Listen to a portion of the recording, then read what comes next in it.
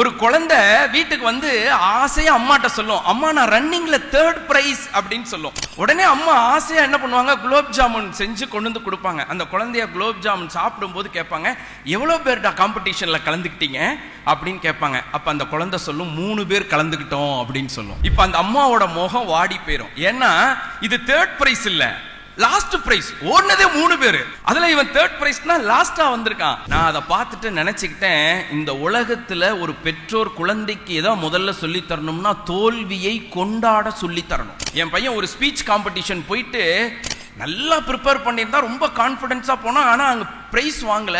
அதுக்காக அவன் போட்ட உழைப்புக்கு எந்த அங்கீகாரமும் இல்லைன்னு வீட்டுக்கு வந்து அழுதான். நான் கட்டி அணைச்சுக்கிட்டு சொன்னேன், தோல்வியை சீக்கிரம் ருசிச்சரணும்டா, தோல்வியை கொண்டாடு. ஏன் தெரியுமா, அடுத்து மிகப்பெரிய வெற்றி வரப்போகுது, இதை நீ பாடமா மாத்திக்கோன்னு சொல்லி அன்னைக்கு ஒரு ஐஸ்கிரீம் பார்லருக்கு கூட்டிட்டு போய் நாங்க வீட்டுல எல்லாரும் செலிப்ரேட் பண்ணோம் அவன் தோத்ததுக்கு.